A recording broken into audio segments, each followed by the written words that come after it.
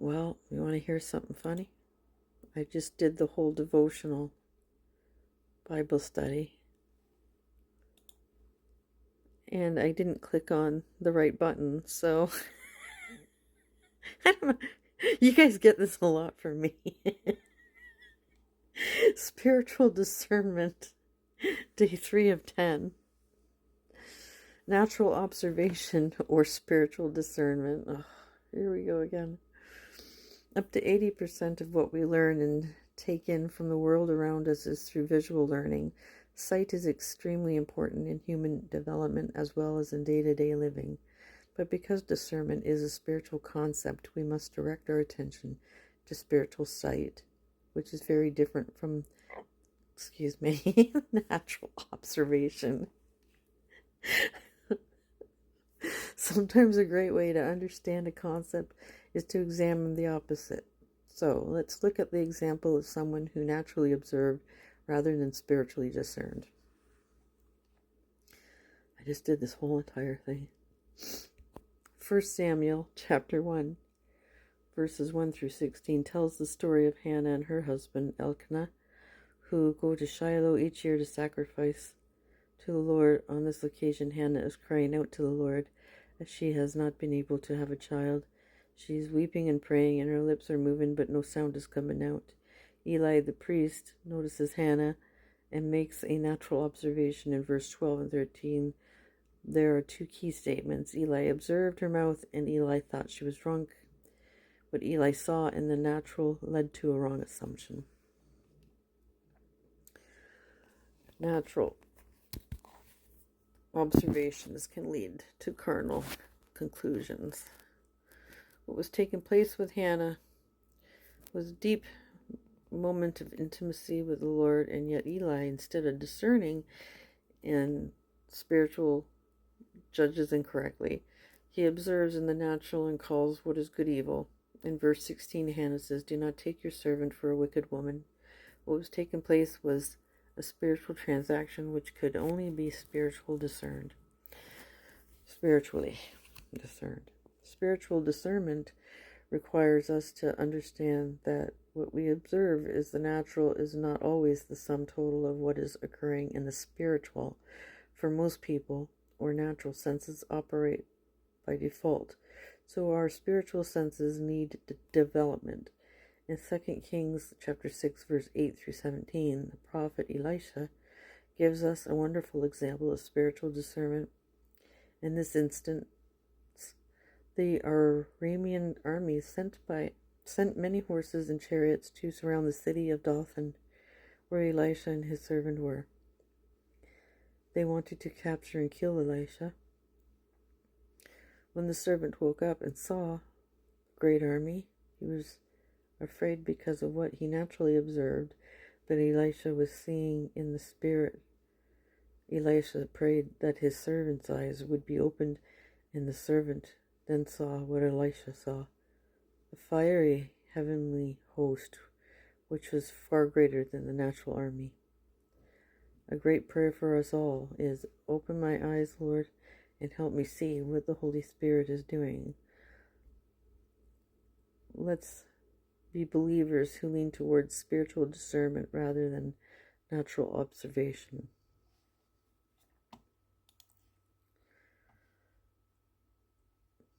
Isaiah chapter 11, verse 2 and 3 says, "The Spirit of the Lord shall rest upon him, the spirit of wisdom and understanding, the spirit of counsel and might,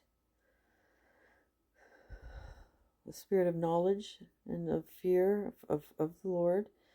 His delight is in the fear of the Lord, and he shall not judge by the sight of his eyes, nor decide by the hearing of his ears."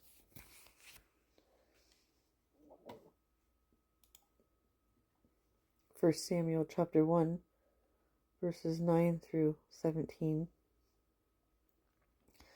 So Hannah arose after they had finished eating and drinking in Shiloh. Now Eli the priest, if I could set it down, that would be even better.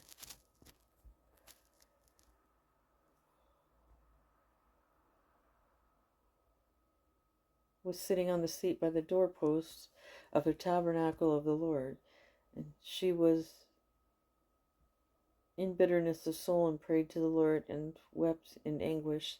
Then she made a vow and said, O Lord of hosts, if you will indeed look on the affliction of your maidservant, and remember me, and not forget your maidservant, but will give your maidservant a male child, then I will give him to the Lord all the days of his life, and no razor shall come upon his head.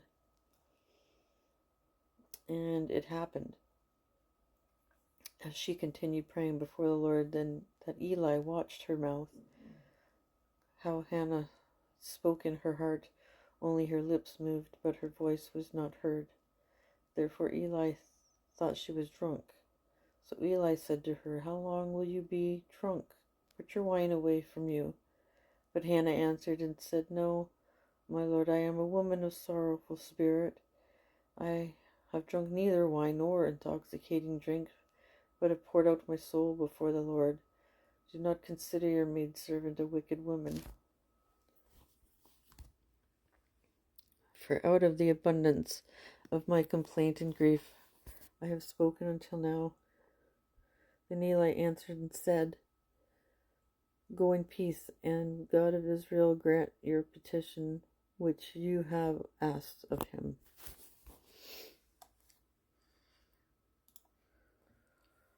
And in 2 Kings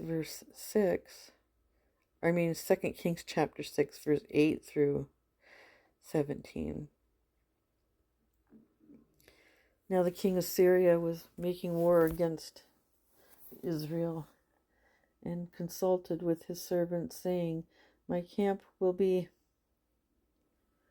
in such and such a place. And the man of God sent to the king of Israel, saying, Beware that you do not pass this place, for the Syrians are coming down here. Then the king of Israel sent someone to the place of which the man of God had told him.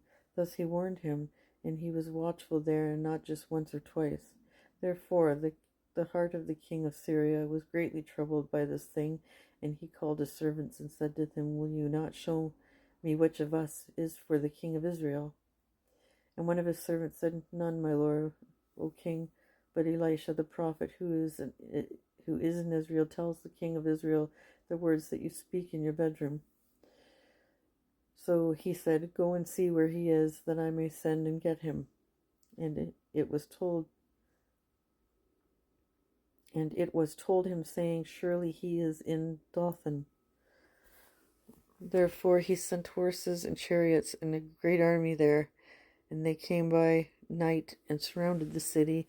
And when the servant of man and God arose early and went out, there was an army surrounding the city with horses and chariots. And his servant said to him, Alas, my master, what shall we do? And he said, Do not fear, for those who are with us are more than those who are with them.